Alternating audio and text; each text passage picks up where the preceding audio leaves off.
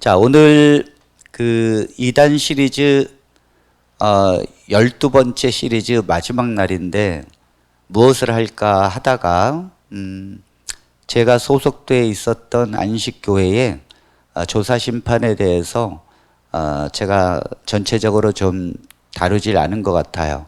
이 시간에는 전체적으로 조사 심판을 좀 다루도록 그렇게 하겠습니다.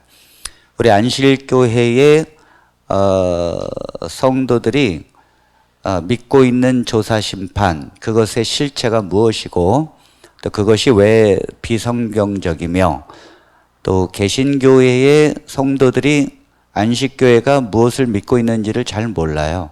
그래서 오늘 이 시간에는 그 조사 심판에 대한 것을, 아마 안식교인도 조사 심판이 뭐죠? 이렇게 되물으는 분들이 있어요. 여러분, 이단에 속한 분들이 그 자기들의 교리를 다 아는 건 아니에요. 자기들의 교리를 제대로 모르고 교회를 다니는 경우가 허다합니다. 그러나 거기서 그냥 예수님 믿고 그냥 그렇게 살려고 하는 분들도 있습니다. 그러나 실제로 그 안식교회가 믿는 기초가 무엇인지를 정확하게 안식일 교인들은 알아야 합니다. 또 신천지에 있는 신도들은 이만희 신천지에서 도대체 무엇을 믿는지를 정확히 알아야 돼요. 거기서도 물론 예수님이 있습니다. 신천지에서도 예수님이 있고, 안산홍 증인에서도 예수님이 있고, 정명석에도 예수님이 있고, 심지어 여호와 증인에서도 예수님이 있어요. 그들도 예수님, 우리도 예수님 믿는다고 그럽니다. 근데 그들이 믿는 게 그게 아니죠. 그들이 예수님을 믿는다고 그들이 예수님에 대한 믿음이 정체성이 아니죠. 그들이 갖고 있는 정체성은 따로 있다는 것입니다. 따로. 신천지는 이만희의 계시록 실상, 본인이 결국 구원자라고 하는 거, 이긴 자라고 하는 거, 그리고 그 전에 우리 유재열 또 오평호 다 배도자고 멸망자고 오직 구원자는 이만희라고 하는 거, 이것이 실상의 핵심이에요. 그것이 중요한 것이지 예수님에 대해서 신천지가 말하는 것이 절대 중요한 게 아니에요. 안식교회도 안식일교회가 예수님에 대해서 설명하는 것이 중요한 것이 아닙니다. 그들은 예수님을 설명하기 전에 기초가 예수님이 아니에요. 그들의 기초는 율법이고 그들의 기초는 시한부 종말론입니다. 이것을 우리가 정확하게 알아야 합니다.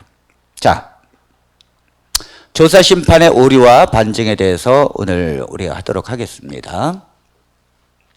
자, 여러분 다 아시는 것처럼 그 시한부 종말론, 이단은 시한부 종말론을 가지고 있다고 했죠. 안식교회가 거의 그 원조입니다. 그래서 1844년 10월 22일 날 윌리엄 밀러는 원래 침례교인입니다. 그래서 시한부 종말론 다니엘서를 통해서 그날 예수님이 재림한다고 주장하기 시작했고, 이런 오류가 왜 생긴다고 그랬어요? 제가 예언을 해석할 때에 1일을 1년으로 해석하기 때문입니다. 1일을 1년으로 해석하는 것은 없어요. 70일에도 1일을 1년으로 해석하는 게 아니에요. 그게 7일에 그 다음에 62일에 한 일에는 그 단계마다 3단계로 나누어서 어떤 일이 벌어질 것이라는 걸 얘기하는 거지, 그것이 어떤 그 490년을 얘기하는 게 아닙니다. 절대적으로. 기독교는 그렇게 푸는 게 아니에요. 자, 그렇게 연도수를 계산하다 보니까 당연히 시한부 종말론이 나오게 될 수밖에 없습니다. 모든 이단은 그래서 시한부 종말론을 가지고 있습니다. 신천지, 여호와 증인, 안산홍 뭐 다 마찬가지죠. 자, 그래서 결국은 왔을까요, 안 왔을까요? 예수님께서.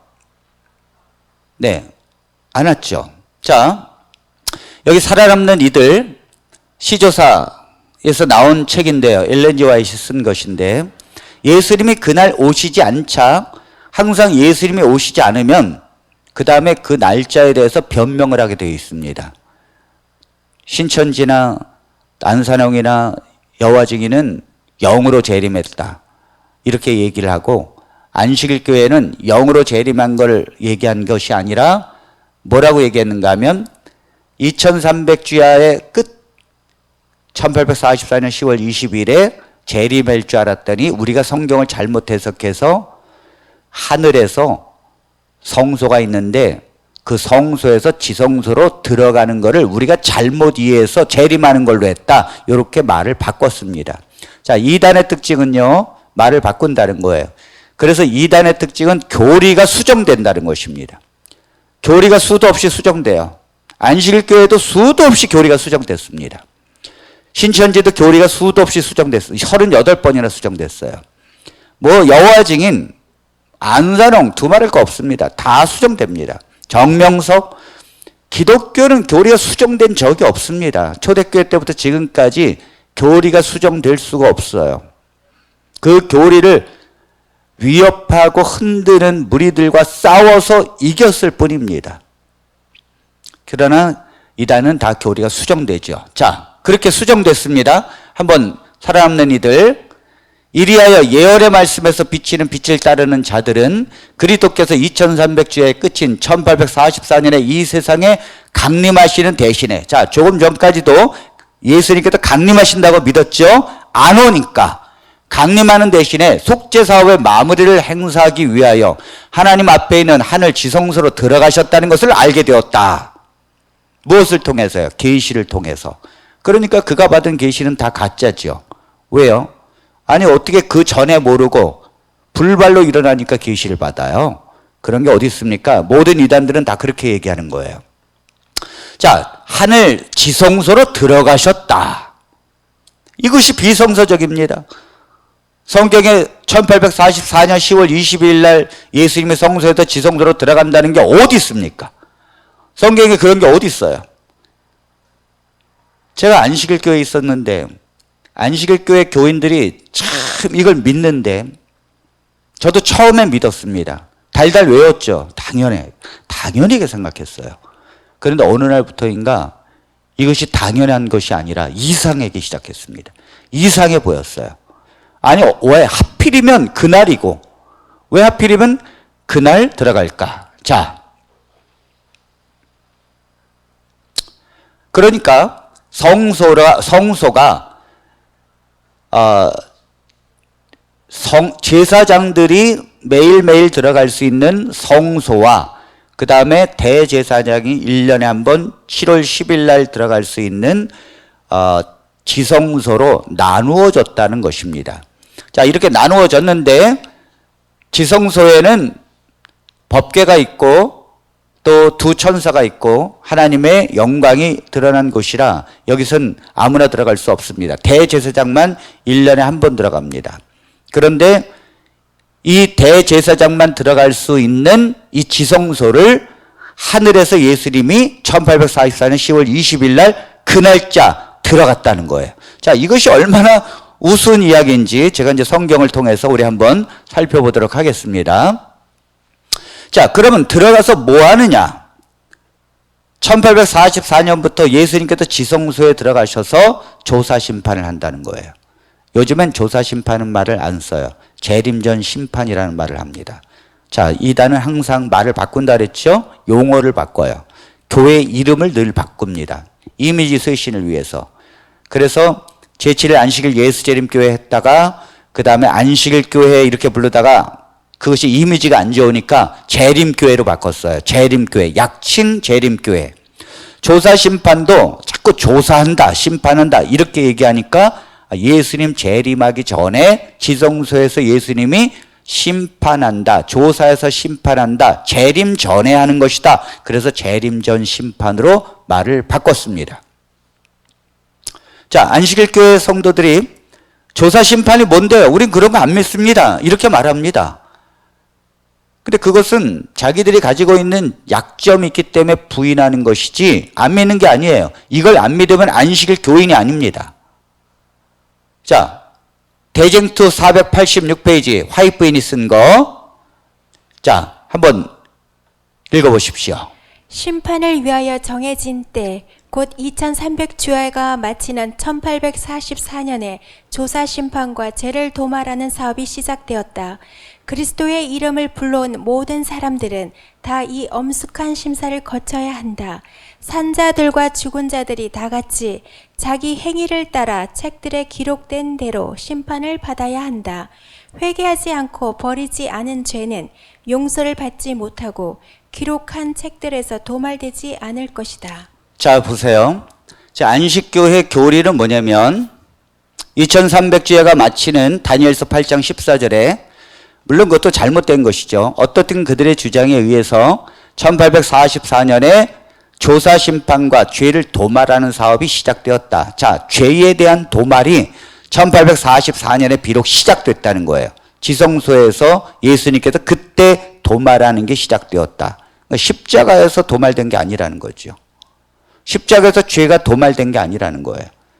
죄에 대한 기록은 그대로 남아있는데 그걸 도말시키는 게 1844년부터다. 자, 그래서 죽은 자들과 산 자들이 자기 행위를 따라서 책들에 기록된 대로 다 심판을 받기 시작하는데요. 회개하지 않고 버리지 않는 죄는 용서를 받지 못하고 기록한 책들에서 도말되지 않을 것이다. 여러분들이 회개를 하지 않는 것이 있다든지 또 여러분들이 버리지 않는 죄가 있다면 그 책에 그대로 남아있다는 거예요. 그러니까 여러분들 치매 걸린 분들은 큰일 납니다. 여러분들이 그 죄를 기억하고 그 죄에 대해서 회개함이 없이는 그 죄가 그대로 남아있다는 거예요. 그 죄가 그대로 남아있다는 말은 그 죄 하나 때문에 구원받지 못한다는 말이에요. 자, 무슨 말인지 이해하시겠습니까? 그 한 가지 죄 때문에. 자, 1844년부터 조사 심판을 하는데 조금 더 한번 보겠습니다. 엄숙한 대심판의 영원한 세월이 흘러가는 동안 날마다 하늘의 책들의 기록의 양이 늘어나고 있다는 사실을 생각하면 얼마나 엄숙한 일인가. 자, 안식교인들은요, 하루하루가 괴로워요. 왜냐하면 하루하루가 죄만 기록이 계속해서 늘어나고 있어요. 이거 엄청 심각한 문제 아닙니까? 그 다음에 한 번 입에서 나온 말, 한 번 나타난 행위는 결단코 돌이킬 수 없다. 취소가 안 된다는 거예요. 천사들은 선악간의 행위를 다 기록하여 둔다. 천사들이 지금 여러분들의 행위를 다 기록하고 있다는 거죠. 세상의 가장 강한 정복자도 단 하루의 기록을 취소할 수 없다. 우리의 행위, 우리의 말, 심지어 가장 은밀한 동기까지도, 그러니까 말이 아니라 어떤 마음을 갖고 있는가까지도, 마음까지도 다 기록한다는 거예요. 모두 행복과 불행의 운명을 결정하는 중대한 역할을 한다. 안식일 교인들은 행복할 수가 없어요. 안식일 교인들은 그 예배 분위기 자체가 박수도 안 치고 구원의 기쁨도 없습니다. 그리고 아직 항상 심각해. 왜 그러죠? 그 이유가 있죠. 왜냐면 이 조사 심판 때문에 그래요. 그들이 믿고 있는 건 하나님이 지금 우리의 죄를 다 기록하고 있는데 그 죄에 대해서 철저하게 따지고 있는데, 아니 지금 교회에서 박수 칠 일입니까? 내가 구원받았다고 박수 치면서 하나님 찬양할 일이에요? 아니 지금 그게 안 나오는 거죠. 다 기록하고 있는데. 여러분, 오늘 하루도 우리가 죄를 지었어요, 안 지었어요? 죄를 지었죠. 그 죄 문제가 해결되지 않았는데 그걸 하나님께서 지금 다 기록하고 있는데, 자, 그것이 안식일 교회의 교리입니다. 자, 뿐만이 아닙니다. 점점 더 심각해집니다. 대쟁투 467페이지에. 자, 이건 성경이 아닙니다. 이것을 여러분들이 읽으면서 성경에 저렇게 쓰여 있나? 이게 아니라 안식교회 책에 이렇게 되어 있다는 거예요. 그들이 믿고 있는 책에. 자, 한번 읽어보겠습니다. 심판 때에는 각종 재능을 사용한 데 대하여 세밀한 조사를 받을 것이다. 우리는 하늘에서 빌려준 자본을 어떻게 사용했는가? 주님께서 오실 때에 그분께서는 당신의 것을 이자와 함께 받지 않으실 것인가? 우리는 우리에게 위탁된 능력을 손과 마음과 정신을 통하여 하나님께 영광을 돌리며 세상을 복되게 하는 일에 이용하였는가? 우리의 시간, 우리의 붓, 우리의 음성, 우리의 돈, 우리의 가마력을 어떻게 사용하였는가? 우리는 그리스도를 위하여 가난한 자와 병자와 고아와 과부들에게 어떤 일을 하였는가? 네. 자, 이 얘기를 들어보면 세밀한 조사를 하게 되는데 어느 정도인가 하면 하나님이 우리에게 빌려준 것이 있어요. 달란트라 그러죠. 뭐 돈 버는 거라든지 아니면 재물이라든지 어떤 명예라든지 아니면 정말 우리가 노래를 잘하는 것도 마찬가지고 여러 가지 하나님께서 다 이자와 함께 계산한다는 거예요. 이자와 함께. 그걸 제대로 자기를 위해서 썼는지 하나님을 위해서 썼는지 정확하게 따진다는 거죠. 또 그걸 어떻게 했는가, 우리의 시간, 여러분들이 하나님께서 준 시간을 어떻게 활용했는가 다 따진다는 거예요. 그 다음에 우리는 그리스도를 위하여 가난한 자와 병자와 고아와 가부들에게 어떤 일을 하였는가, 이 모든 것을 다 따져본다는 것입니다. 그러므로 화입 부인이 조사 심판에 대해서 설명한 대로라면 이 세상에 구원받을 사람은 아무도 없습니다. 아무도 없어요. 쉽게 말하면 완벽하지 않으면 구원 못 받는다는 거예요. 그래서 안식일 교인들이 이 화입 부인이 쓴 거와 타협을 하니까, 자꾸 믿음으로 구원을 받는 거지 뭐 하면서 타협을 하니까 여기서 뛰쳐나간 사람이 있어요. 강병국 씨라고. 강병국 씨가 안식교에서 뛰쳐나가면서 너희들은 화입 부인이 이렇게 완전하게 해야 구원받는다고 하는데 너희들은 왜 자꾸 믿음으로 구원받는다고 그러느냐? 타락했다. 개신교화됐다. 그래가지고 뛰쳐나가서 만든 게 생의 빛이에요. 그 후계자들이, 강병국 씨가 죽고 그 후임자들이 지금 송계문, 앤드류강 이런 사람들입니다. 그 앤드류강, 손계문 이런 사람들이 다 지금 화입 부인의 이대로 지금 설교를 하고 있는데 출처를 밝히지 않아요. 그런데 기독교인들 중에 율법주의자들이 있습니다. 기독교인이지만 율법주의자들이 있어요. 철저하게 율법을 행합니다. 어떤 사람들은 주일날 버스도 안 탑니다. 네, 걸어 다녀요. 왜? 안식일날 돈 쓰지 말라 그랬다고. 그리고 불도 안 뗍니다. 가스레지도 안 켜요, 지금. 개신교인들이 그런 경우가 많아요. 율법주의자죠. 그 복음을 모르는 거죠. 개신교에 있지만 복음을 모르는 것입니다. 자, 이런 사람들은 손계문 목사라든지 앤드류강 또 안식교 목사가 설교를 하면 당연히 아멘 아멘 합니다. 왜냐하면 이 말씀이 지금 뭐예요? 개신교의 율법주의를 행하는 사람들과 똑같은 얘기거든요. 그래서 그들은 안식일 교회보다도 더 완전한 품성과 이 율법이 돼야 된다. 그래야 구원받는다라고 주장하는 것입니다. 그래서 안식교에서는 그들을 완전주의라고 부릅니다. 완전주의. 완전해야 구원받는다고 그렇게 주장하기 때문에. 자, 대쟁투 490페이지 화입 부인이 또 이렇게 말합니다. 하나님께서는 각 개인의 사건을 조사하시기를 마치 세상에 그 한 사람밖에는 다른 사람이 없는 것처럼 세밀히 하실 것이다. 아유, 이게 한 70억에 좀 숨겨주면 좋겠는데 이 세상에 단 한 사람이 있는 것처럼 하나님이 조사한대요. 그러니까 우리가 거기에 피할 데가 어디 있겠습니까? 모든 사람이 조사를 받되 티나 주름 잡힌 것이나 이런 것들이 없어야 한다. 그러니 안식일 교인들이 구원을 받을 수 있겠어요? 없겠어요? 네, 없죠. 자기들도 구원을 없어요. 그러니까 왜 이런 것들이 나왔는가 하면 화입 부인은 감리교 신자였습니다.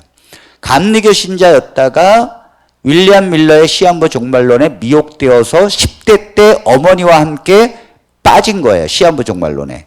그런데 이 감리교는 원래 이 어떤 성결한 삶을 굉장히 강조하는데 이 화입 부인은 그 감리교 중에서도 철저한 성결주의자예요.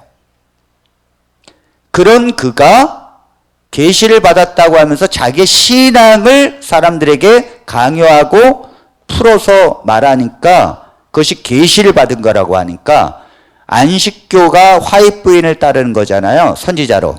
그렇기 때문에 안식교인들은 당연히 화입 부인의 사상에 당연히 동의할 수밖에 없고 그 기준에 살 수밖에 없습니다. 그래서 화입 부인의 영향을 받아서 신앙하기 때문에 그들은 이 세상에서 구원을 확신할 수 없습니다. 그래서 여러분들이 개신교회 성도들이 구원받았다 그러면 교만하다 그래요. 아니, 하나님이 주지도 않은 구원 받았다고 그러니까. 하나님이 다 조사하고 있는데 무슨 구원을 받았느냐? 이렇게 그들은 생각을 한다는 것입니다. 자, 대쟁투 425페이지. 하늘 성소에서 그리스도의 중보 사업이 그치게 될 때 세상에 살아있는 사람들은 거룩하신 하나님 앞에서 중보자 없이 서게 될 것이다. 그들의 옷은 흠이 없어야 하고 그들의 품성은 핏부림을 통하여 죄에서 깨끗해졌어야 한다. 자, 예수님께서 지성소에서 나오게 되면 이제 조사시발이 끝난 것인데 그때쯤 되면 흠이 없어야 된다는 거예요. 하나님의 백성에게는. 왜? 은혜의 시간이 끝난 거니까. 그러니까 예수님의 재림을 기쁘게 맞이하는 것이 아니라 두렵고 떨림으로 맞이할 수밖에 없습니다. 그래서 안식일 교인들은 제7일 안식일 예수 재림 교회잖아요. 제7일 안식일을 지키면서 예수님의 재림을 기다리는 교회다. 그래서 제가 설교할 때 이렇게 말합니다. 여러분 예수님의 재림을 다 기다리십니까? 그러면 아멘 그래요. 손 들어보세요. 기다리는 분들. 그리고 다 손 듭니다. 그러다가 그러면 예수님이 오늘 밤에 오시면 좋겠습니까? 그러면 거기선 대답을 안 해요. 왜요? 왜죠? 아직 품성이 변화되지 않았기 때문에. 자기가 품성이 변화되었다고 자신 있게 말할 수 있는 사람이 아무도 없기 때문이에요. 그런데 조사 심판이 끝날 때까지는 품성이 변화되지 않으면 구원받지 못합니다. 자, 그래서 뭐 한다고요? 그래서 채식을 하는 것이고 그래서 시골 생활을 하는 거예요. 뭐 때문에요? 품성이 변화되려고. 왜 채식을 합니까? 육식을 하는 동물들은 아주 굉장히 품성이 안 좋다는 거예요. 그런데 채식을 하는 동물들은 품성이 좋기 때문에 채식을 해야 사람도 품성이 좋아진다는 거예요.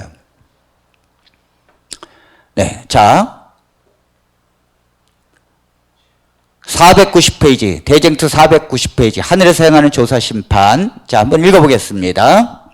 모든 사람은 다 하나님 앞에 죄를 회개하고 겸손한 태도로서 그들의 심령을 괴롭게 해야 했다. 그렇게 하지 아니하는 자는 백성 중에서 끊어질 것이었다. 그와 같이 자기 이름이 생명책에서 도말되기를 원치 아니하는 모든 사람은 그들의 은혜의 시기가 얼마 남지 아니한 오늘날 죄를 슬퍼하고 진정으로 회개함으로 하나님 앞에서 그들의 심령을 괴롭게 해야 한다. 네, 이것이 안식일 교인들이 하루하루 살아가는 신앙이에요. 그러니까 개신교가 볼 때의 안식교인들은 굉장히 정결하고 진실한 것처럼 보여요. 왜죠? 지금 이 조사 심판에 의하면 안식교인들은 지금 타락할 수가 없어요. 나름대로 굉장히 회개를 해야 되고 또 성품의 변화를 위해서 달려가야 합니다.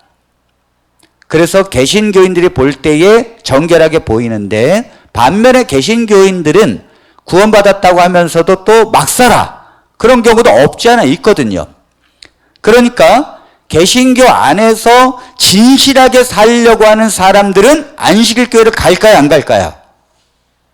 네, 갑니다. 안식일 교회 수많은 사람들이 개신교에서 옵니다. 그런 사람들이 쉽게 말하면 날라리 신자들이 오진 않아요. 신앙을 제대로 하려고 하는 사람들이 옵니다. 왜냐하면 그들의 교리가 자기들이 추구하는 것과 맞기 때문입니다. 자, 그러면 조사 심판인을 하는 것에 대한 성경적 근거가 있느냐? 그러면 있다고 말합니다. 성경에 조사 심판이 나와 있대요. 그래서 어디 있느냐 그랬더니 마태복음 22장에 혼인잔치의 비유가 있지 않느냐? 그것이 조사 심판이다. 이렇게 말을 합니다. 여러분, 이단은요, 조금 안 맞는 걸 끼워 맞추길 잘해요. 자, 혼인잔치와 조사 심판이 무슨 관계가 있습니까? 아무런 관계가 없는데, 자, 제7안식일 예수 재림교 기본 교리에 보면 443페이지에 이렇게 말합니다. 그리스도께서는 관대한 복음의 초청에 응한 혼인잔치의 손님들의 비유를 통하여 이 심판을 묘사하셨다. 자, 여러분 잠깐만요.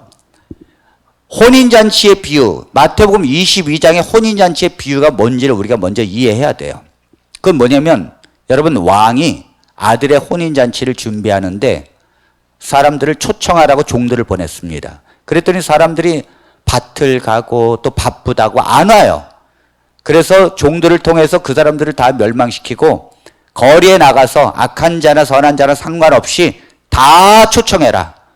그랬더니 악한 자나 선한 자나 다 왔는데 한 사람만 못 들어갔습니다. 그 한 사람이 왜 못 들어갔는가 하면 그 혼인 예복을 입지 않았어요. 혼인 예복을 입지 않았는데 그 혼인 예복을 입지 않은 것 때문에 못 들어갔습니다. 그래서 조사한다는 거죠. 뭘 조사해요? 예복을 입었나 안 입었나 조사한다는 거예요. 이것이 조사 심판이에요. 아니 혼인 예복을 입었나 안 입었나 조사하는 거와 1844년 10월 20일 날 예수님이 지성소 들어가서 조사 심판한다는 건 무슨 관계가 있죠? 그런데 그들은 그렇게 이야기를 합니다. 자, 이 심판을 묘사하셨다. 그리스도인이 되고자 택하는 사람 모두가 진실한 제자는 아니기 때문에 임금은 손님을 살펴보고 누가 혼인 예복을 입었는지 살피러 나온다. 이 예복은 그리스도를 진정으로 따르는 자들이 소유하게 될 순결하고 흠없는 품성이다. 아하! 이 예복을 안식교인들은 품성이라고 믿는 거예요. 그러니까 이 예복을 품성이라고 믿으니까 누가 품성이 변화되었나 안 되었나를 살피는 것이 혼인잔치라는 거죠. 이걸 기독교인들을 들으면 기가 찰노릇입니다. 어떻게 성경을 이렇게 해석할 수 있을까? 자, 그래서 마태복음 22장의 혼인잔치가 조사심판이라고 주장하는 것입니다. 여러분들 이 안식교회가 주장하는 걸 이해를 하겠습니까? 네? 잘 이해가 안 가요? 네, 우리 윤영식 성도님이 이해가 가면 다 이해가 되는 건데 어떻습니까? 네, 좀 어렵지요? 그래서 2단 성경 공부는 어려운 거예요. 자, 왜 어렵다 그랬죠? 말이 안 되는 거를 말이 되게 하려니까 어려운 거예요. 자, 혼인잔치에 예복을 입었나 안 입었나 검사한다. 근데 그 예복을 안식교회는 뭐라 그러는가? 품성이 변화되었나 변화되지 않았나를 보는 것이다. 요렇게 믿으니까 지금 지성소에서 예수님이 품성이 변화됐나 안 했나, 돈을 살아가는가 그렇지 않은가, 그 재능을 잘 쓰고 있는가, 마음속의 동기까지 다 살펴보면서 조사하는 것이 혼인잔치의 비유다. 이렇게 설명을 하고 있다는 것입니다.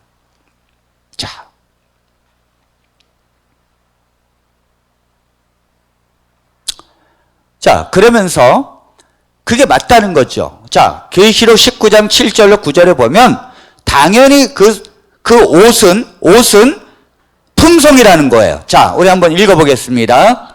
우리가 즐거워하고 크게 기뻐하며 그에게 영광을 돌리세. 어린 양의 혼인 기약이 이르렀고 그의 아내가 자신을 준비하였으므로 그에게 빛나고 깨끗한 세마포 옷을 입도록 허락하셨으니 이 세마포 옷은 성도들의 옳은 행실이로다 하더라.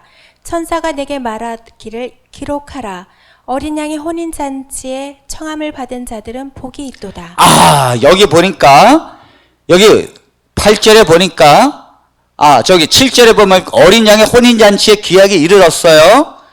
그런 다음에 8절에 보니까 빛나고 깨끗한 세마포 옷을 입도록 허락했지요. 그런데 이 세마포 옷은 성도들의 뭐라고요? 옳은 행실이로다. 성품이네. 이 정도로 가면 안식교인들이 이 설교를 하면요, 이 안식교인들은 이 조사심판의 품성에 조사를 한다는 게 정확하구나. 이 혼인잔치의 이 비유가 품성 변화이구나. 그렇게 그들은 이해하고 있습니다. 자, 9절에 그러면서 천사가 내게 말하기를 기록하라. 어린 양의 혼인잔치에 청함을 받은 자들은 복이 있도다. 품성이 변화된 자들은 복이 있도다 하면서 나온다는 거죠. 자, 분명히 이 세마포는 성도들의 옳은 행실, 품성의 변화라는 거죠. 아멘입니까? 네, 아멘을 안 하는군요. 자, 참 여러분, 제가 그래서 그러는 거예요. 성경은요, 귀에 걸면 귀걸이, 코에 걸면 코걸이에요. 성경은 깨어 맞추면 그렇게 보여지는 것입니다. 제가 조금 이따 설명하겠지만 마태복음 22장의 옷과 여기서의 옷은 전혀 다른 문제예요. 전혀 다른 문제. 자, 그걸 제가 조금 이따가 이제 설명하겠습니다. 근데 제가 이 개신교회 목사님들도 이 마태복음 22장과 계시록 19장의 혼인잔치를 같은 것으로 말합니다. 그리고 이 성도들의 옳은 행실이라고 했으니까 비슷하게 설교하는 목사님들이 있어요. 그건 지금 잘 모르고 하는 거예요. 절대 그렇지 않아요. 자, 일단 그건 나중에 하기로 했고요. 자, 그러면서 안식교인들은 이렇게 말합니다. 자, 기본교리 157페이지에 자, 한번 읽어보겠습니다. 결혼 예복의 비유에서 자신의 옷을 입은 채로 도착한 그 하객이 쫓겨난 것은 불신 때문이 아니었다. 그는 잔치에 오라는 초청을 수락했다. 그러나 그가 온 것만으로는 충분하지 않았다. 그는 결혼 예복이 필요했다. 마찬가지로 십자가를 믿는 것으로는 충분하지 않다. 왕 앞에 나설 수 있게 되려면 우리는 그리스도의 완전한 생애, 그분의 의로운 품성 또한 필요하다. 자, 지금 안식교가 혼인잔치 마태복음 22장을 해석하는 것이 기독교와 전혀 다릅니다. 어떻게 이렇게 해석할 수 있을까요? 이건 화입부인 때문에 그래요. 그가 계시를 받아 썼다고 하는 책에 이렇게 했기 때문에 이 책을 믿고 있지 성경을 믿는 건 아닙니다. 자, 성경을 책으로 믿고 있어요. 화입부인의 책으로 이렇게 해석하면서 믿고 있다는 거죠. 자, 성경을 안 믿는 게 아니에요. 단 성경의 해석을 화입부인의 해석으로 믿고 있다는 거죠. 자, 어떻게 믿고 있습니까? 결혼 예복에 비유해서 자신의 옷을 입은 채로 도착한 그 하객이 쫓겨난 것은 불신 때문이 아니었다. 믿지 않았기 때문에 쫓겨난 게 아니라는 거죠. 그는 잔치에 오라는 초청을 수락했어요. 그러나 그가 온 것만으로 충분하지 않았죠. 그는 결혼 예복이 필요했습니다. 마찬가지로 십자가를 믿는 것으로는 충분하지 않다. 아하, 안식교는 십자가를 믿는 것으로 충분하지 않다고 분명히 말합니다. 자, 제가 믿음으로 안식교인들이 말합니다. 우리가 믿음으로 구원받습니다. 예수님의 십자가의 복음으로 구원받는 것입니다. 물론 30년 전까지만 해도 그렇게 말하지는 않았어요. 100년 전에는 믿음이 아니라 율법으로 구원받는다 그랬습니다. 오직 율법으로 구원받는다 그랬어요. 믿음으로 구원받는다는 자체를 인정하지 않았습니다. 그래서 믿음으로 구원받는다라고 주장한 목사들이 파면됐습니다. 1888년 미네아폴리스 총회에서 와그너와 존스라고 하는 목사님 두 분이 젊은 목사들이 성경을 보니까 믿음으로 구원받는 거, 믿음으로 이렇게 되는 것입니다 라고 말했다가 파면당했다고요. 그러다가 나중에 믿음 반 율법 반 해서 구원받는 것이다 이렇게 말하다가 이제 지금은 믿음으로 구원받는 것이다 라고 말합니다. 우리도 믿음으로 구원받아. 자, 그러나 안식교가 믿음으로 구원받아야 안 받아요?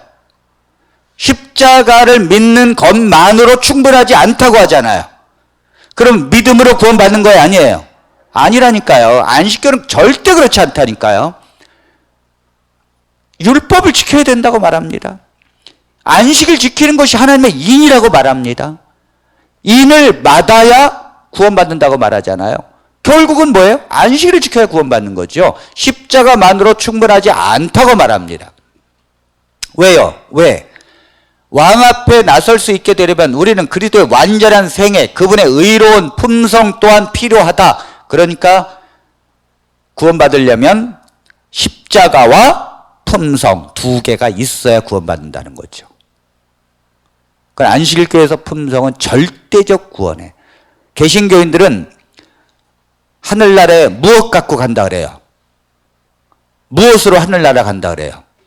믿음으로 간다 그러죠? 안식교인들은 품성 갖고 간다 그래요. 네, 오직 하늘에 갖고 갈 수 있는 건 단 한 가지, 나의 품성이다.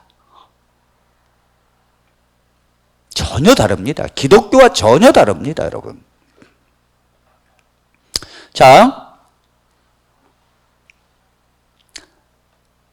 엘렌 G. 화이트 쓴 각시대 대쟁터 학원, 자, 103페이지에 한번 이렇게 말하고 있습니다. 읽어볼까요?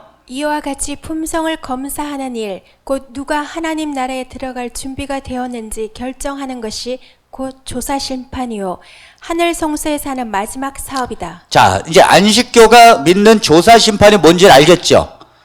1844년 10월 20일 그때 예수님이 지성소로 그날 들어가서, 그때 그 전까지는 성소에 있었다 그랬어요.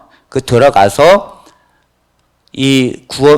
이 산자 죽은 자를 다 조사 심판하는데 그들의 재능, 믿음, 또 품성 모든 걸 다 조사한다 그랬습니다. 마음의 동기까지도. 그래서 회개하지 않으면, 단 하나라도 회개하지 않으면 절대 구원받지 못하고, 특히 품성이 변화되지 않으면 절대 구원받지 못한다라고 그들은 주장합니다. 그것이 지금 조사 심판, 재림전 심판이라고 말하는 안식교의 교리입니다. 이것이 안식교의 핵심이에요. 이것이 핵심이니까 채식을 하는 것이고, 이것이 핵심이니까 시골 생활 들어가는 거예요. 이것이 핵심이니까 구원의 확신을 절대 못 갖고 매일 두려움 가운데 사는 것입니다. 자, 반증을 하겠습니다. 이것이 왜 비성경적이며 이것이 왜 성경의 모든 진리를 뒤엎는 것이며 이것이 이단의 교리라는 것을 제가 성경적으로, 오직 성경적으로 제가 증명을 하겠습니다. 이렇게 증명을 해도 안식교인들은 이 말을 들을까요, 안 들을까요? 안식교인들은요, 제가 성경을 가지고 얘기해도 화이트인 얘기를 들어요. 성경에 그렇게 쓰여 있어도 화이트인 얘기를 듣는다고요. 이야, 무서운 거예요. 우리는 그렇게 안 믿는다는 거죠. 우리는 화이트인이 해석한 대로만 믿겠다는 거예요. 이게 어떻게 기독교가 될 수가 있습니까, 여러분? 자, 반증입니다. 먼저 1844년에 이르러서야 예수님이 하늘에서 성소에서 지성소로 들어갔는가? 이것부터가 비성서적입니다, 여러분. 듣도 보도 못한 이런 게 어디서 생겨났습니까? 자, 히브리서 10장 19절로 20절에 있는 말씀 한번 읽어보겠습니다. 그러므로 형제들아 우리가 예수의 피를 힘입어 성소에 들어갈 담력을 얻었나니 그 길은 우리를 위하여 휘장 가운데로 열어놓으신 새로운 살 길이요 휘장은 곧 그의 육체니라. 자, 예수님께서 십자가에 달려 돌아가실 때 예루살렘에 있는 성전에 성소와 지성소를 가로지르는 휘장이 있었습니다. 그 휘장이 예수님께서 십자가에 달려 돌아가실 때 찢어졌다 그랬어요. 그런데 그 휘장은 예수님의 몸이라고 했습니다. 자, 왜 이 지성소는 하나님이 계신 곳입니다. 특별히 하나님의 영광 쉐키나가 빛나는 곳이었어요. 그렇기 때문에 죄인이 지성소로 들어가는 순간 죽게 되고, 대제사장도 1년에 한 번 들어가는데 대제사장도 자기의 죄를 속죄함이 없이, 회개함이 없이 들어갔을 때는 대제사장도 죽는 거예요. 그런데 예수님께서 십자가에서 모든 우리의 죄를 속죄하시고 죽는 순간 죄가 사해졌잖아요. 사해졌으니까 예루살렘에 있었던 성전의 성소와 지성소를 나누었던 휘장이 찢어졌어요. 누구에 의해서? 하나님에 의해서 찢어졌습니다. 찢어졌다는 건 무슨 말이에요? 성소와 지성소가 구별이 사라졌다는 거죠. 당연한 거 아닙니까? 왜냐하면 우리의 죄가 속죄가 되었으니 이제 하나님이 계신 곳과 들어가지 못하는 곳이 구별이 사라진 거예요. 그래서 우리가 성소에 들어갈 담력을 얻었다고 했습니다. 이 성소는 성소가 아니라 사실은 지성소예요. 그런데 왜 목사님 여기에 성소라고 말했습니까? 성소와 지성소에 구별을 하지 않으면 그 모두가 다 성소고, 구별을 하게 되면 앞부분 첫째 칸을 성소, 두 번째 칸을 지성소라고 말합니다. 그러니까 십자가 이후로 성소와 지성소가 구별이 사라졌어요. 사라졌으니 예수님께서 지성소로 들어간다라고 해도 그냥 성소로 들어가는 거예요. 자, 그리고 안식교인들은 저 휘장이 예수님의 육체인데 저 휘장 가운데로 열어놓으신 새로운 길이라. 저 휘장을 안식교인들은 첫째 칸과 둘째 칸을 가로지르는 휘장이 아니라 아예 회막, 처음으로 뜰로 들어가는 그 휘장을 말하는 것이다. 이렇게 얘기를 합니다. 이렇게 얘기를 하면 성경의 모든 걸 바꾸는 거예요. 자, 예수님께서 왜 그런 회막으로 들어가는, 뜰로 들어가는 그 휘장의 문을 열고 들어가십니까? 자, 그건 성경에 말도 안 되는 거죠. 자, 예수님께서 소리 지르고 숨을 거두시자 성소 휘장이, 이 성소 휘장은 예루살렘에 있는 성소예요. 휘장이 찢어졌습니다. 둘이 돼버려서 찢어졌어요. 그러니까 성소와 지성소 구별이 사라졌다는 거죠. 그래서 죄인도 하나님이 계신 곳에 들어갈 수 있었습니다. 담대히. 자, 그래서 공동 번역은 히브리서 아까 10장을 정확하게 이렇게 번역합니다. 한번 읽어보겠습니다. 그러므로 형제 여러분, 예수께서 피를 흘리심으로써 우리는 마음 놓고 지성소에 들어가게 되었습니다. 예수께서는 휘장을 뚫고 새로운 살 길을 우리에게 열어주셨습니다. 그 휘장은 곧 그분의 육체입니다. 예수님께서 십자가에서 자기의 몸으로 들이심으로 속죄를 하시기 때문에 그 휘장은 예수 그리스도였어요. 그 예수 그리스도께서 왜 화목제물로 돌아가셨는가 하면 하나님의 진노가 있기 때문에 인간이 그 진노를 받고 죽을 수밖에 없었는데 자신이 그 진노를 받고 찢어서 죽으심으로 인간과 하나님 사이의 관계를 회복해 놓으셨고 화목제물로 돌아가셔서 화목을 이루셨다는 거예요. 그렇기 때문에 뻥 뚫렸다는 거죠. 뻥 뚫렸다는 거죠. 그러므로 성소에서 당연히 뭐예요? 지성소로 들어갈 길이 열린 것이고 예수님은 그 지성소로 들어가셨습니다. 자,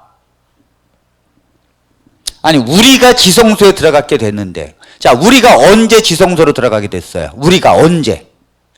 십자가 이후에. 그런데 어떻게 예수님이 하늘에서 못 들어갔습니까?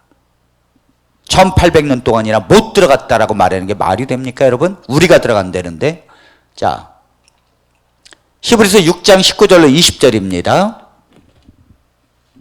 우리가 이 소망을 가지고 있는 것은 영혼의 닷 같아서 튼튼하고 견고하여 휘장 안에 들어가나니 그리로 앞서 가신 예수께서 멜기세덱의 반차를 따라 영원히 대제사장이 되어 우리를 위하여 들어가셨느니라. 자, 이 성경 공부가 좀 어려운데, 사실 어려운데 아주 간단한 것입니다.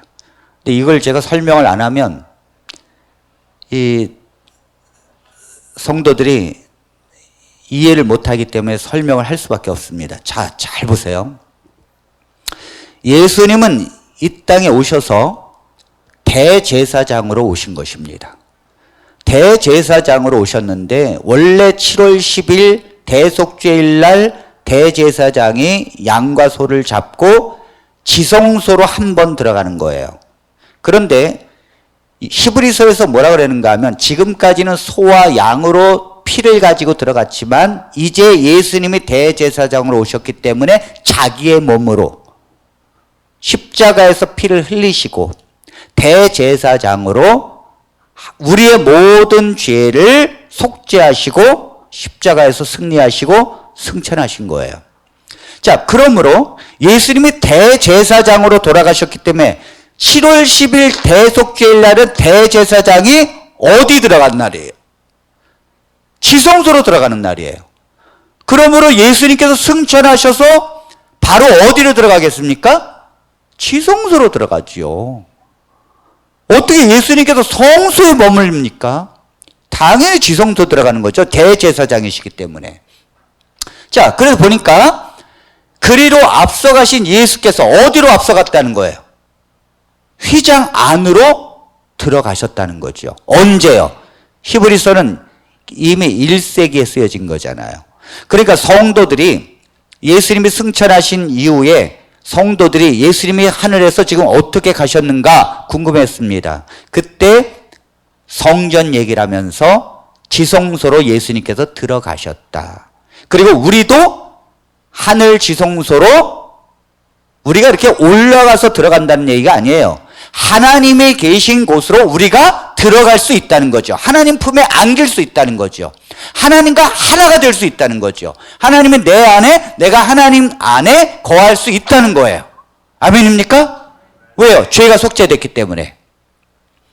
자, 그래서 그리로 앞서가신 예수께서, 그러면 예수님이 당연히 휘장 안으로 들어가셨다는 얘기 아닙니까? 당연하죠. 그러니까 안식교인들이 1844년까지는 성소에 계셨다가 그날 지성소로 들어갔다는 말은 시한부 종말론이 불발로 일어나서 만들어낸 말입니다. 제가 안타까운 것은 화이트부인이 성경을 너무도 몰라요. 하긴 마차 타고 다니던 시대에 성경을 어떻게 이해를 잘 하겠습니까만, 우리가 성경을 이해를 많이 하는 건 지금이에요. 여러분, 마르틴 루터가 종교개혁을 일으킬 때도 마르틴 루터가 여러분들보다도 몰랐어요, 성경을. 뭐라고요? 마르틴 루터가 여러분들보다도 성경을 몰랐다고요. 여러분들은 야고보서를 믿습니까? 네? 야고보서에 행함이 없는 믿음은 죽은 믿음이라고 하는 이걸 여러분들 믿죠? 마르틴 루터는요, 안 믿었어요. 그래서 야고보서를 지푸라기 서신이라 해서 그 독일어로 번역할 때도 빼버렸습니다. 나중에 빼면 안 된다. 그래가지고 설득에 의해서 나중에 들어오긴 했지만 지푸라기 서신이라고 안 믿었어요. 이해가 안 되는 거예요, 이해가. 왜 행함이 없는 믿음이 죽은 믿음이라는 이 말 자체가 이해가 안 되는 거예요. 근데 여러분들이 이해가 되잖아요. 여러분들이 훨씬 이해가 좋습니다. 화이트부인이 정말 안타까운 것은 다른 얘기를 하지 어떻게 지성소로 들어갔다라고 말하는가. 이건 성경을 너무도 모르는 거예요. 안식교인들은 지금도 그렇게 믿고 있는데 박사학위를 받고 그렇게 교수 일을 하면서도 안 믿습니다. 왜 안 믿죠? 화이트부인이 말했으니까 그 이상을 절대 생각하면 죄라고 생각해요. 자, 그 다음에 히브리서 6장 19절 20절 공동번역을 보겠습니다. 공동번역은 원어를 가장 정확하게 번역했다고 말한 거예요. 이 희망은 닭과 같아서 우리의 영혼을 안전하고 든든하게 보호해주며 하늘 성전의 지성소에까지 들어가게 해줍니다. 예수께서는 멜기세덱의 사제 직분을 따라 영원한 대사제가 되셔서 우리보다 앞서 그곳에 들어가셨습니다. 자, 우리보다 앞서 그곳에 들어가셨다잖아요. 아멘입니까? 그러면 히브리서가 쓰여질 당시에 1세기의 예수님은 하늘 어디에 계신 거예요? 성소예요? 지성소예요? 지성소잖아요. 지금도 우긴다니까요. 1844년 10월 20일 전까지는 성소에 있었다고. 자, 그 다음에 당연히 히브리서 8장 1절에 보면 하늘에서 지극히 크신 이의 보좌 우편에 앉으셨으니, 하나님의 보좌 우편에 앉으신 것은 지성소입니까? 성소입니까? 하나님의 계신 보좌가 어디에 있어요? 당연히 지성소죠. 스데반이 하늘을 우러러 보니까 예수님이 하늘 보좌 우편에 서신 것을 본다 그랬잖아요. 당연히 뭐예요? 예수님이 지성소에 계신 거죠. 성소에 있다는 말은 너무도 유치한 얘기예요. 좀 다른 걸로 변명을 했으면 참 좋았을 텐데 너무 비성서적인 표가 납니다. 자, 이건 넘어가겠습니다. 이건 단번에 성소에 들어가셨다는 건데 자기의 피로 예수님께서 대제사장으로서 이것도 역시 단 한 번 지성소에 들어가셔서 지성소에 들어가신 거예요. 공동번역은 다. 근데 왜 개정개혁이나 개혁성경은 왜 성소라고 번역한다 그랬어요, 제가? 왜? 이왕이면 지성소로 번역하지. 성소와 지성소가 십자가로 구별이 사라졌기 때문에 그 자체는 다 성소라니까요. 구별이 사라졌으면 다 성소예요. 근데 안식교인들은 구별이 사라진 걸 믿지 않아요. 그러니까 1844년에 성소 지성소로 들어갔죠. 그래서 1844년까지는 성소 사업을 하셨고 그 이후로 지성소 사업을 하셨다. 구별을 지금도 합니다.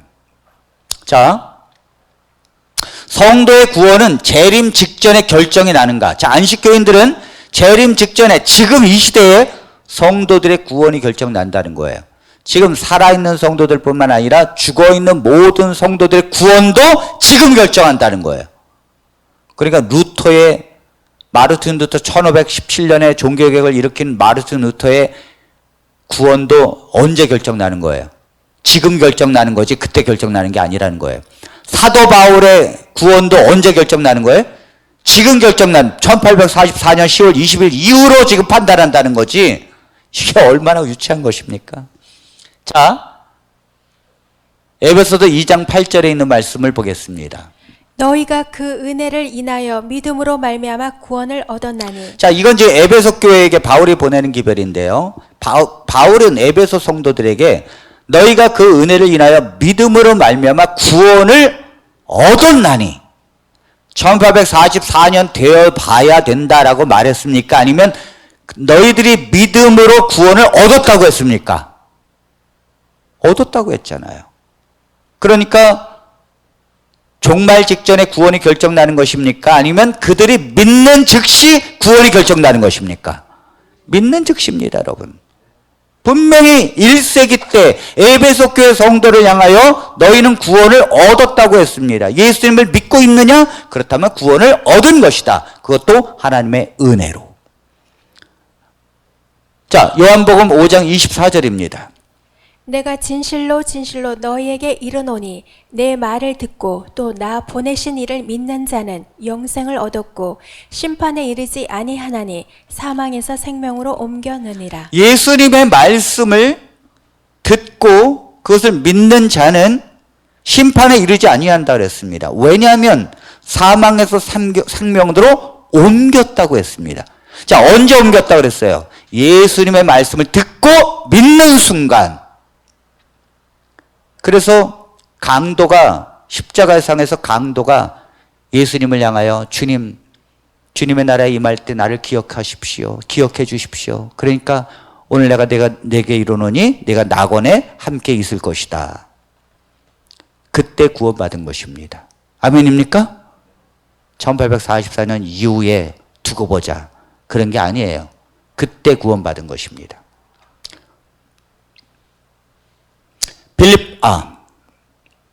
빌립보서 3장 20절에 있는 말씀, 그러나 우리의 시민권은 하늘에 있는지라 거기로부터 구원하는 자 곧 주 예수 그리스도를 기다리노니. 자, 우리의 시민권은 당연히 믿음으로 구원을 받았으니까 하나님의 백성이고 우리의 시민권은 하늘에 있다고 그랬습니다. 언제요? 1세기 때. 이미 성도들은 그렇게 믿고 있었죠. 그 시민권이 하늘에 있다는 그 믿음, 거기에서부터 예수님의 재림을 기다리는 것이지 우리가 구원받을지 안 받을지 조사하는 그런 것으로 예수님의 재림을 기다리는 것이 아니라는 거예요. 아멘입니까? 네. 자, 이제 안식교인들이 와서 상담을 하게 되면 이제 여러분들이 하시길 바랍니다. 제가 이제 여러분들에게 시킬 거예요. 자, 우리 이용석 집사님 조사 심판 좀 설명을 좀 해주세요. 조사 심판을 믿고 있는 사람들을 향하여 한 2시간 설명을 해주세요. 그럼 하셔야 합니다. 우리 윤영식 성도님이 오늘 조사 심판 배웠죠? 네. 요거 아마 윤영식 성도님 집에 가셔서 몇 번 들으실 거예요. 제가 압니다. 그러면 성경을 다 피시고 했다가 네, 안식교인들을 가르쳐 주시게 되길 바랍니다. 네, 가르쳐 줄 수 있어요. 너무도 확실하기 때문에. 너무도 확실하잖아요. 자, 품성이 변화되어야 구원받는가? 차, 안식교인들은요, 품성이 변화되지 않으면 절대 구원 못 받아요. 그래서 안식교 부부들은 싸워도 뭘 갖고 싸우는가 하면 다른 거 갖고 안 싸워요. 장로가 돼가지고 품성이 변화되지 않았는데 구원 받겠느냐고 요거 갖고 싸웁니다. 부부싸움을 할 때 여러분 뭐 때로는 뭐 그냥 심한 말도 하잖아요. 품성 다 드러나잖아요. 자기 본성 다 드러나잖아요. 그럼 바로 공격합니다. 품성이 그래가지고 어떻게 구원받았다고 말했냐. 지금 다 조사하고 있다. 꼼짝 못합니다. 그럼 이제 장로된 남편도 할 말 있죠. 당신은 그래가지고 구원받을 것 같아? 똑같이? 그러니까 아이고 우리가 둘 다 구원 못 받을 바에야 아예 신앙을 떠나자. 신앙이 재미가 없어요. 네. 아니 30년 40년 돼도 품성이 변화되지 않아. 큰일 났어요. 자, 품성이 변화되어야 구원을 받는 것인가? 아니라는 거죠. 에베소서 1장 13절로 14절. 자, 지금 저는 성경만 얘기하고 있어요. 이게 왜 자꾸 안 됩니까? 네. 자, 한번 읽어보겠습니다. 그 안에서 너희도 진리의 말씀 곧 너희의 구원의 복음을 듣고 그 안에서 또한 믿어 약속의 성령으로 인치심을 받았으니 이는 우리의 기업의 보증이 되사 그 얻으신 것을 구속하시고 그의 영광을 찬미하게 하려 하심이라. 자, 여기 이 말씀을 보면 그 안에서 예수님 안에서 너희도 진리의 말씀 곧 너희의 구원의 복음을 들었어요. 그리고 그 안에서 또한 믿었어요. 그랬더니 약속의 성령으로 인치심을 받은 거라는 거예요. 자, 여러분 예수님의 복음을 듣는 것은 쉬워요. 여러분들 저 가서 예수님을 믿으십시오. 예수님이 여러분들의 모든 죄를 십자가에서 속죄하셨습니다. 예수님을 믿으면 구원받습니다. 이렇게 여러분들이 외치면 귀머거리가 아닌 이상 다 듣는다고요. 그런데 그걸 믿는 것은 아무나 하는 게 아니에요. 그걸 믿는다는 것은 내 안에 성령님이 믿게 해 주시기 때문에 믿는 것입니다. 아멘입니까? 여러분 지금 보이는 사람도 안 믿는데 2000년 전에 십자가에서 죽으신 예수님이 하나님이시고 그 하나님이 더군다나 나의 죄를 대신해서 죽으셨다? 그걸 믿을 사람이 세상에 어디 있습니까? 믿을 게 없어서 그걸 믿습니까, 여러분? 그런데 그게 믿어진다는 것은 내가 아니라 내 안에 성령 하나님이 믿게 해주시는 은혜 때문입니다. 아멘입니까? 그러니까 내가 그게 믿어지잖아요? 그러면 성령이 내 안에서 인을 쳤다는 거예요. 너는 하나님의 백성이다.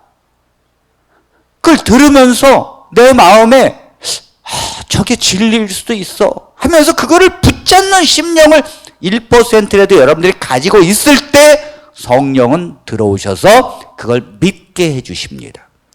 내가 나도 모르게 그게 믿어진다는 게 신비예요, 신비. 야, 어떻게 내가 그게 믿어지지? 믿어지니까 눈물이 나는 거예요. 믿어지니까 그 은혜 속에 감동이 있는 것입니다. 믿어지니까 그 말씀을 듣고 내가 변화된 삶을 사는 거예요. 그건 뭐예요? 성령으로 인을 쳤다는 거죠. 그러니까 품성이 변화되어야 성령의 인을 받습니까? 아니면 예수님의 복음을 믿으니까 인을 받는 것입니까? 복음을 듣고 믿으면 성령으로 인치심을 받은 거라고 나오잖아요. 어디 품성이 변화되어야 성령이 인침을 받는다 그래요. 그런 게 어디 있습니까? 믿는 즉시 하나님께서 보증이 됐다는 거죠. 우리 기업의 보증이 됐다. 너는 하나님의 자녀고 하늘을 상속할 것이다. 보증을 성령이 딱 해줬다는 거예요. 성령이 구속의 날까지 인치심을 받았다는 거죠. 자, 고린도전서 6장 11절 보겠습니다. 너희 중에 이와 같은 자들이 있더니 주 예수 그리스도의 이름과 우리 하나님의 성령 안에서 씻음과 거룩함과 의롭다 하심을 받아느니라. 여러분 그 전에는요, 너희 중에 이와 같은 자들이 누군가 하면 아주 그냥 거짓말하고 그냥 우상숭배하고 막 이런 사람들이에요. 이런 사람들이었는데 주 예수 그리스도의 이름을 믿었어요. 주님이 나의 구원자라는 걸 믿었습니다. 그리고 우리 하나님의 성령께서 내 안에 계시고 그 성령 안에서 씻음과 예수님을 믿었으면 죄가 씻어진 거예요. 왜요? 예수님께서 십자가에 달려 돌아가셨잖아요. 우리의 죄를 속죄했잖아요. 그래서 우리가 죄가 씻어진 거죠. 예수님께서 죄를 속죄하심으로 우리가 거룩함을 입은 거죠. 그리고 우리가 하나님을 믿음으로 의롭다함을 얻은 거죠. 이게 다 이루어진 거예요. 한편 강도에게도 이루어진 것이고 예수님을 믿는 신자들에게 이루어진 것입니다. 품성이 변화되어야 구원받는다는 것이 어디 있습니까, 여러분, 성경에. 자, 히브리서 10장 10절입니다. 이 뜻을 따라 예수 그리스도의 몸을 단번에 들이심으로 말미암아 우리가 거룩함을 얻었노라. 우리가 거룩함을 얻은 것은 고기 안 먹고 채식하고 시골 생활하면서 열심히 돌을 닦아서 되는 게 아니라 거룩함을 얻는 변화는 예수 그리스도의 몸을 십자가에 단번에 들이심으로 얻은 거예요. 아멘입니까? 아멘입니까?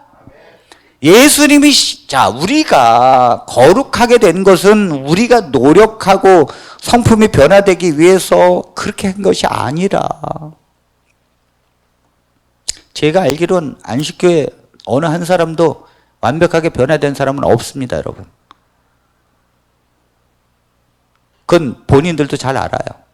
그래서 여기에 안식교회에서 제가 설교할 때 늘 품성이 변화됐다고 생각하는 사람 손 들어 보십시오 하면 아무도 없어요. 아무도 없다고요. 자, 거룩함을 얻는 것은 오직 예수님이 십자가에서 자기의 몸을 들이셨기 때문에, 속죄를 하셨기 때문에 우리가 거룩함을 얻게 된 것입니다. 자, 자녀가 1억의 빚을 졌어요. 그 빚을 쪼달려서 죄인이 되어버렸습니다. 그런데 부모가 논 팔아서 집 팔아서 그 1억의 빚을 갚아주었습니다. 이 자녀가 빚에서부터 벗어나서 죄인이 안 된 이유가 무엇 때문입니까? 자기가 노력해서 갚았기 때문이에요?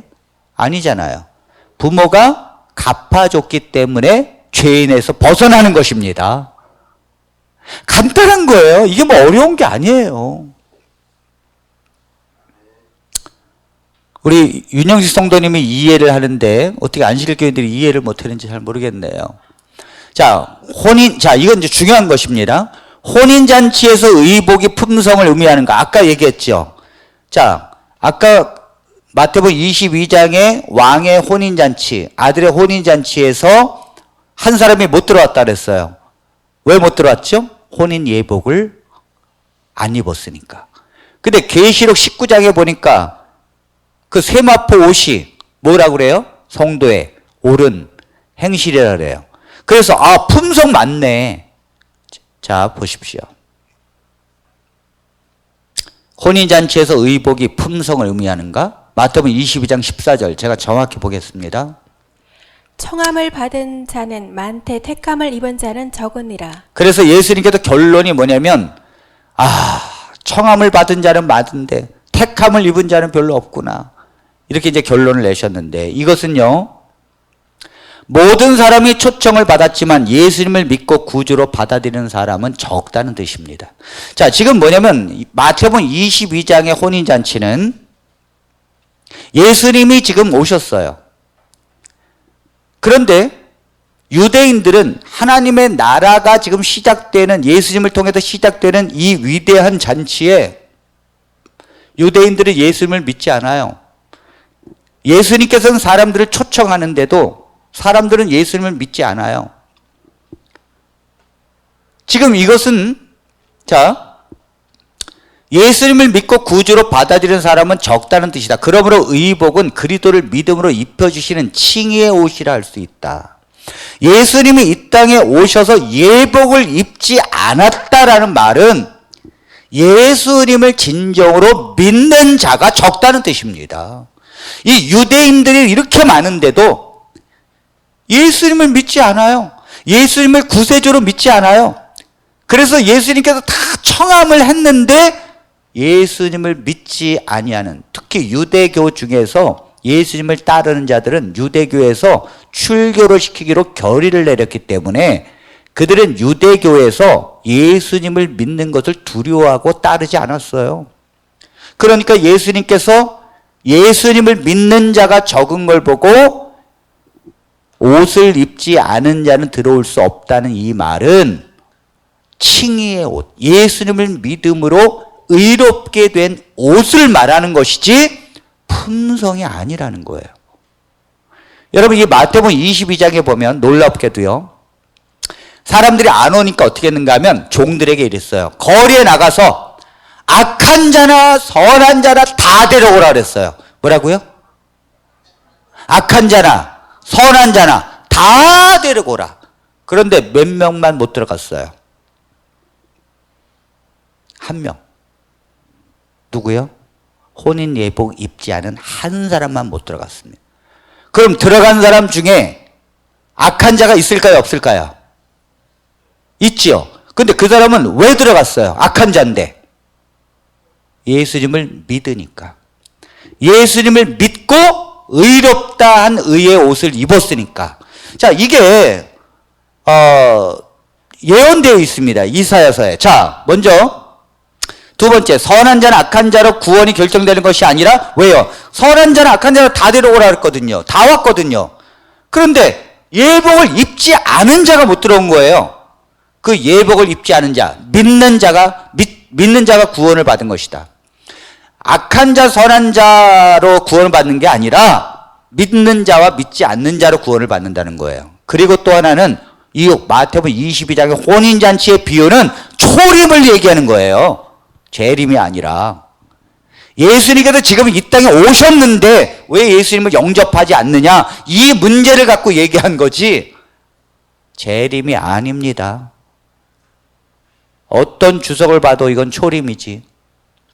안식일교인들은, 신천지 이단들은 다 뭐라 그랬어요? 성경에 꿰어 맞춘다 그랬잖아요. 막 이게 그게 아닌데도 이걸 갖고 이쪽으로 막 맞춘다 그랬잖아요. 안식교인들도 막 맞춥니다. 마태복음 22장의 혼인잔치는 절대 재림이 아니에요. 이건 초림이지. 예수님께서 이 땅에 오셔서 이제 예수님을 믿는 자는 의롭다함 칭함을 받는데 믿지 않는 자는 예복을 입지 않았다는 거죠. 자, 이것이 구약에 예언되어져 있는데요. 자, 이걸 보기 전에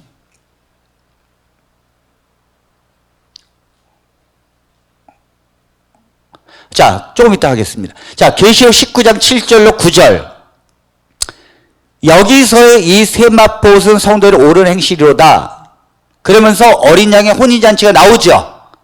성경에는요, 혼인잔치가 몇 번 나옵니다만 그 혼인잔치가 의미하는 바가 다 다릅니다. 똑같이 해석해서는 안 돼요. 여기서 계시록 19장에서의 혼인잔치는 예수님의 재림을 말합니다. 그런데 잘 보세요. 달라요. 왜냐하면 아까는 신부와 신랑이 혼인하는 게 아니에요. 아까는 지금 이 혼인잔치에 초대받은 사람들을 말하는 것이지, 거긴 한 사람이 아닙니다. 초대받은 악한 자 모든 사람 다 오는 거예요. 그런데 여기는 오직 한 사람입니다. 그게 누구예요? 신부예요. 신부. 여기서의 혼인 예식은 신부예요. 자, 계시록 19장 7절. 우리가 즐거워 크게 기뻐하며 그에게 영광을 돌리세. 어린 양의 혼인 계약이 이르렀고 그의 아내가 자신을 준비하였으므로, 아내가 준비했습니다. 이제 그에게 빛나고 깨끗한 세마포옷을 입도록 허락하셨으니, 누구에게요? 아내에게. 이 세마포옷은 성도들의 옳은 행실로다. 아, 아내는 성도네. 그리고 그 옷은 뭐예요? 아내가 입은 옷은 옳은 행실이네. 그죠? 맞죠? 자, 천사가 내게 말하기를 기록하라. 어린 양의 혼인잔치에 청함을 받은 자들은 복이 있도다. 자, 보세요. 이것은요, 유대인들의 혼인 예식을 이해해야 합니다. 유대인들은 혼인 예식을 어떻게 하는가 하면, 먼저 남자와 여자가 정혼을 합니다. 정혼잔치를 해요. 그래서 결혼하기로 결정을 합니다. 그리고 나서 신랑은 다시 떠납니다. 왜 떠나는가 하면 결혼 집창금을 준비해서 와야 돼요. 그래서 때로는 일도 해야 되고 또 여러 가지 또 준비를 해야 합니다.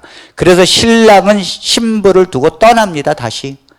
그렇기 때문에 신부는 그 떠난 신랑이 결혼 집창금을 다 준비해서 와서 신부의 아버지에게 주고 이제 자기를 데려가도록 기다려야 돼요. 이것이 유대교의 결혼 예식이에요. 지금 이건 뭘 얘기하는가 하면, 정혼을 하고 떠났어요. 잘 보세요. 예수님과 우리가 정혼을 했습니다. 성경에는 믿는 신자들이 예수님의 신부라고 말하잖아요. 자, 언제 정혼을 했어요? 예수님을 믿을 때.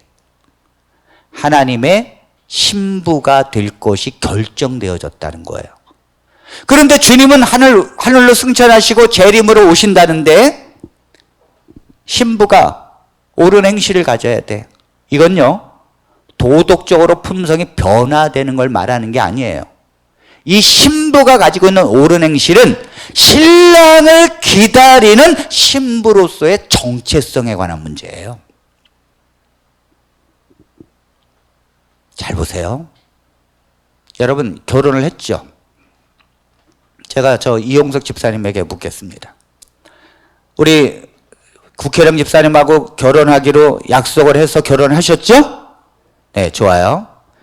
그러면 신부가 성품이 완전히 변화되어야 결혼하겠다고 그랬습니까? 부족한 거 알고 결혼했어요? 알고 결혼했대요. 그러면 결혼하기로 약속하고 나서 결혼할 때까지 저 남편이 볼 때 신부의 옳은 행실이 있어야 돼요. 그 옳은 행실은 품성이 변화받는 것일까요? 아니면 남편에 대하여 신부로서의 정절을 지키는 것일까요? 네? 지금 여기서 말하는 것은 신랑을 기다리는 신부가 옳은 행실이라고 말하는 것은 성품의 변화가 아니에요. 성품의 변화된 자가 신부가 됩니까?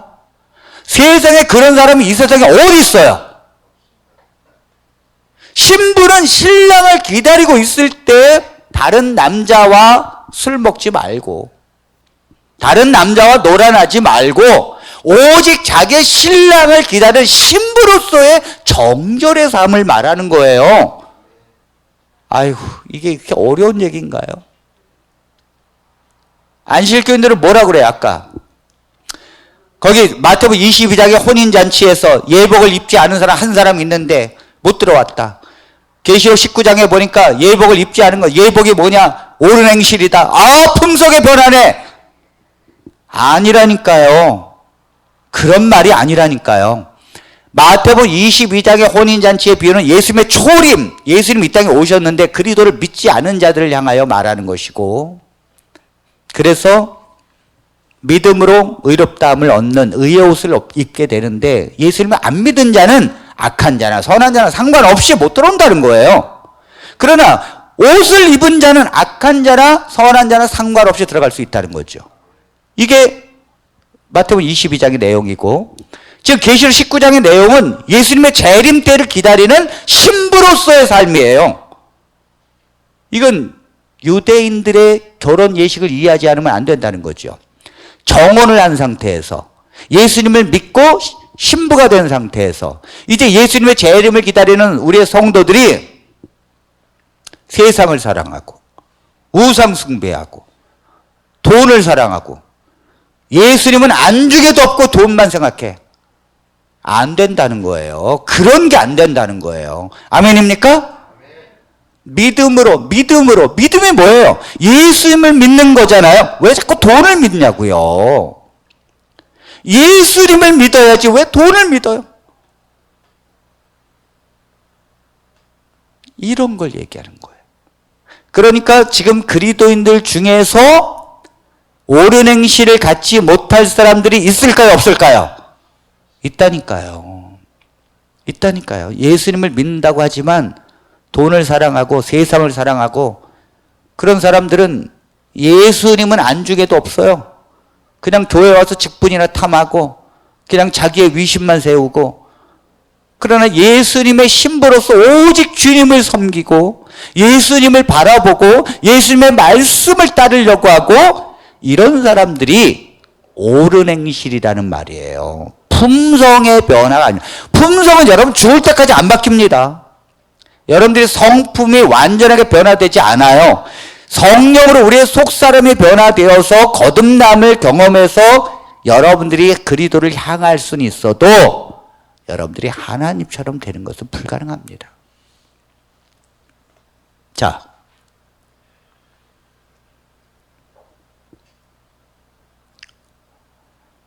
자, 우리 이쪽으로 갔네. 네. 이게 저게 지금 사이가 있어서 그래요. 저걸 좀 이렇게 해보세요. 그게 안 보여서 그래.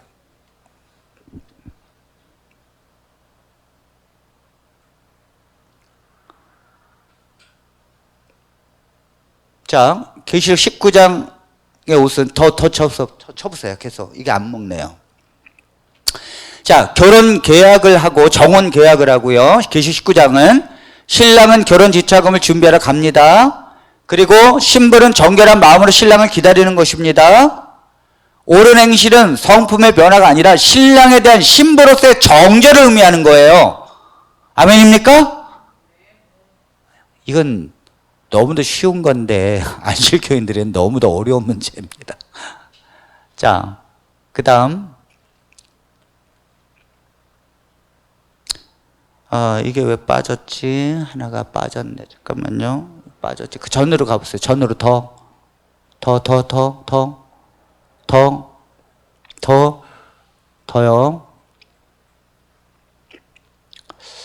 이거 왜 빠졌는가 모르겠네. 죄송합니다. 이사야서 61장 10절 한번 보세요. 여러분 성경을 다 피세요. 여기 안 나왔네. 제가 분명히 했는데 이사야서 61장 10절. 자, 왜 초림에 예복을 입지 않은 것, 그걸 말하는가? 이사야 61장. 자, 이사야 61장에 여러분들 제목이 있어요? 성경책에?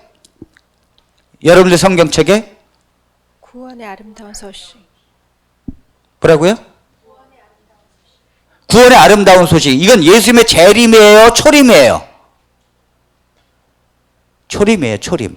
제 성경책은 메시아의 오심과 그 결과 이렇게 되어 있어요. 그러니까 예수님이 초림으로 오시는 걸 지금 얘기하는 거예요. 이사야 61장. 자, 그래서 거기 이사야 61장 1절로 보면 주 여호와의 신이 내게 임하셨으니 이는 여호와께서 내게 기름을 부으사 가난한 자에게 아름다운 소식을 전하게 하려 하심이라. 나를 보내사 마음이 상한 자를 고치며 포로된 자에게 자유를, 갇힌 자에게 노임을 전파하며 여호와의 은혜의 해와 우리 하나님의 신원의 날을 전파하여 모든 슬픈 자를 위로하되. 예수님이 오시면 이렇게 하겠다는 거예요. 그래서 누가복음 4장 16절에 예수님께서 규례대로 안식일에 들어가사 이사야서를 펼치시고 이 말씀을 읽으셨잖아요.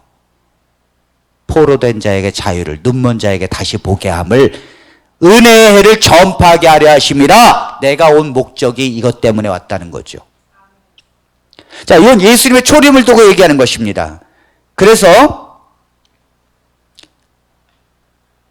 10절에 보면 내가 여호와로 인하여 크게 기뻐하며 내 영혼이 나의 하나님으로 인하여 즐거워하리니 이는 그가, 제가 개역 한글이에요, 구원의 옷을 내게 입히시며 의의 겉옷으로 내게 더하심이 신랑이 사모를 쓰며 신부가 자기 보물로 단장을 갖게 하셨습니다. 예수님께서 이 땅에 오실 때에 구원의 옷을 입히시고 의의 옷을 입히신다는 거예요. 그걸 안 입은 자는 들어올 수 없다는 것입니다. 의의 옷, 믿음으로 말미암는 의, 그것이 의의 옷이에요. 예수님을 믿는 자가 의의 옷을 입는 것이고 들어올 수 있다는 거지 성품이 변화된다는 게 아니라는 내용입니다. 자, 그 다음에 1844년부터 죄가 도말되는가? 자, 안식교는 1844년부터 죄가 도말된다고 지금 주장했죠. 대쟁투 486페이지 한번 읽어보겠습니다. 심판을 위하여 정해진 때 곧 2300주야가 마치는 1844년에 조사 심판과 죄를 도말하는 사업이 시작되었다. 그리스도의 이름을 불러온 모든 사람들은 다 이 엄숙한 심사를 거쳐야 한다. 산자들과 죽은 자들이 다 같이 자기 행위를 따라 책들에 기록된 대로 심판을 받아야 한다. 회개하지 않고 버리지 않은 죄는 용서를 받지 못하고 기록한 책들에서 도말되지 않을 것이다. 네, 자, 그 죄가 도말되는 것이 이제 시작되었다는 거예요. 1844년부터. 그렇다면 이때부터 죄가 도말되는 것인가? 과연 모든 인류의 죄가 십자가에서 죄가 도말되지 않았는가? 자, 히브리서 10장 17절로 18절에 있는 말씀을 보겠습니다. 또 그들의 죄와 그들의 불법을 내가 다시 기억하지 아니하리라 하셨으니 이것들을 쌓으셨은즉 다시 죄를 위하여 제사 드릴 것이 자, 없느니라. 여러분, 히브리서는 예수님께서 십자가에 달려 돌아가심으로 그들의 죄와 그들의 불법을 내가 다시 기억하지 않겠다고 말씀하십니다. 왜 않겠다고 말씀하셔요? 이것들을 다 사하셨기 때문에, 용서하셨기 때문에. 예수님을 믿는 즉시 죄가 사해진 것이고 다시 제사 드릴 필요 없어요. 예수님이 다시 십자가에서 죽을 필요가 없다는 거예요. 그 한 번으로 우리의 모든 죄가 다 도말됐다는 것입니다. 아멘입니까? 자, 그 다음에 그렇다면 이렇게 얘기해요. 안식교인들은 아니, 죄가 용서받았다는 것이지 십자가에서 죄가 도말됐다는 것은 아니라고 생각합니다. 도말은 1844년부터 도말되기 시작했다고 말해요. 자, 그런데 이사야 43장 25절 보면 이렇게 말씀하십니다. 곧 나는 나를 위하여 내 허물을 도말하는 자니 내 죄를 기억하지 아니하리라. 예수님이, 하나님이 나는 나를 위하여 네 허물을 도말하는 자라는 거예요. 자, 하나님께서 우리의 모든 죄를 도말시키는 이유가 하나님 자신 때문입니다. 자, 여러분들이 자녀가 있어요. 그 자녀가 있는데 그 죄를 짓고 예를 들어서 큰 죄를 졌어요. 예를 들어서 성폭행을 했어요. 그래서 이제 감옥에 갔다 왔는데 자기의 자녀의 죄를 제일 기억하고 싶지 않은 존재가 누구예요? 부모예요, 부모. 그런데 이웃집에 아주머니들이 또 수다 떠는 아주머니들이 그냥 얘기하는 거예요. 아이고, 저 집 아들이 성폭행해서 7년 살고 왔대, 7년 살고 왔대. 이러면은 부모가 기분이 좋아요, 안 좋아요? 안 좋아요. 그러니까 내가 자녀가 죄가 생각이 나면 부모가 행복하지 않는 거예요. 그러니까 또 자녀의 죄가 드러나게 되면 부모가 욕을 먹는 것입니다. 그래서 하나님이 자기 자신을 위해서 백성들의 죄를 도말한다는 거예요. 자, 우리의 죄를 십자가에서 도말시킨 이유가 하나님 자신을 위해서라는 거예요. 나는 나를 위하여 네 허물을 도말하는 자리, 네 죄를 기억하지 아니하리라. 하나님이 여러분들의 죄를 기억하면 하나님이 슬퍼하셔요. 하나님이 기뻐하지 않으셔요. 그러니까 하나님 자신을 위해서라도 그 죄를 기억하지 않고 도말시킨다는 것입니다. 아멘입니까? 자, 그 다음에 이사야 44장 22절. 내가 내 허물을 빽빽한 구름같이 내 죄를 안개같이 없이 하였으니 너는 내게로 돌아오라. 내가 너를 구속하였음이니라. 네, 하나님께서 네 허물을 빽빽한 구름같이 네 죄를 안개같이 없이 했으니 너는 내게로 돌아오라. 자, 이스라엘 백성들이 우상 숭배에서 바벨론으로 끌려갔습니다. 그래서 바벨론으로 끌려갔는데 70년 만에 돌아오라고 하는데 70년 만에 돌아오라고 하는데 하나님께서 너희의 죄를 내가 다 기억하고 있다. 돌아와가지고 예루살렘에서 한번 따져보자. 그랬으면 돌아와요, 안 돌아와요? 안 돌아오지? 왜 안 돌아와요? 아유, 내가 왜 예루살렘에 가서 하나님 앞에 죄를 따져? 안 돌아온다고요. 지금 이 말씀은 무슨 말인가 하면 이스라엘 백성들에게 포로로 잡혀가서 돌아올 때 얘기해요. 하나님께서 내게로 오라고 할 때는 그 죄를 다 도말하고 용서한 후에 오라고 하는 거지 와봐야 된다라고 하는 게 아닙니다. 여러분, 탕자가 아버지의 재산을 가지고 다 나가서 살 때 아버지가 네가 돌아오기만 하면 네 죄를 묻겠다 하면 돌아와요, 안 돌아와요? 탕자가 못 들어오는 거예요. 다 네 죄를 잊어버렸고 다 잊어버렸다. 그러니까 얼른 돌아와라. 그래야 돌아오는 것입니다. 우리가 구원을 우리가 복음을 증거할 때 교회 나오십시오. 예수님께서 교회 나오시면 여러분들의 죄를 따져보고 그 구원받을지 안 받을지를 조사한답니다. 그러면 와요, 안 와요? 안 온다니까요. 누가 와요? 근데 여러분들이 복음을 외칠 때 뭐라 그럽니까? 여러분들이 십자가에서 예수님께서 여러분들의 죄를 십자가에서 다 속죄하셨고 그 죄를 깨끗하게 용서하셨습니다. 그 하나님의 용서를 붙들고 하나님으로 나오십시오. 교회 나오십시오. 그게 복음이에요. 복음이 뭡니까? 복된 소식이에요. 기쁜 소식이라고요. 자, 그러므로 우리가 이 말씀을 보면 십자가에서 죄를 도말하시고 하나님 앞으로 초청하는 것이 십자가의 복음입니다, 여러분. 그런데 어떻게 1844년에 그때 이후로 도말하는 것이 시작되었고 회개하지 않는 하나의 죄도 있다면 구원받지 못한다고 말하는가? 이것은 성경과 비슷하게 가는 게 아니라 성경과 반대로 가는 거예요. 이단은요, 성경을 가지고 말하지만 성경과 반대로 간다고요. 이게 이단이에요. 이걸 성도들이 모릅니다. 이단이 왜 성경과 반대로 가는지를 전혀 모릅니다. 전혀 모릅니다. 우리는 성경과 같이 간다 그래요. 우리는 당연히 성경을 믿는다 그래요. 그렇지만 성경을 정확히 오늘 봤잖아요. 성경을 정확히 보니까 안식일교회가 성경과 반대로 가고 있다는 걸 알게 됩니다. 자, 오늘 우리가 조사 심판에 대해서 우리가 알게 되었습니다. 재림전 심판이라고 하는 안식교회 조사 심판은 성경의 십자가의 복음과는 완전히 반대적인 것이고 예수님의 십자가의 속죄와 죄에 대한 도말과 용서를 아직도 하나님은 분노하시는 하나님으로 오해하고 있다는 것입니다.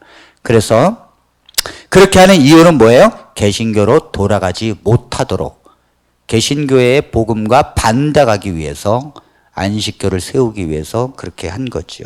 자, 이 말씀을 기억하시면서 앞으로 우리 안식교회 성도님들이 이 복음을 듣고 우리 하나님의 예수 그리스도만 믿는 진리 가운데 있게 되기를 간절히 바랍니다. 또 우리 성도들이 잘 상담해 주어서 우리 안식교회에 있는 성도들이 복음을 듣고 예수님을 믿는 진실한 백성이 되길 바랍니다. 감사합니다.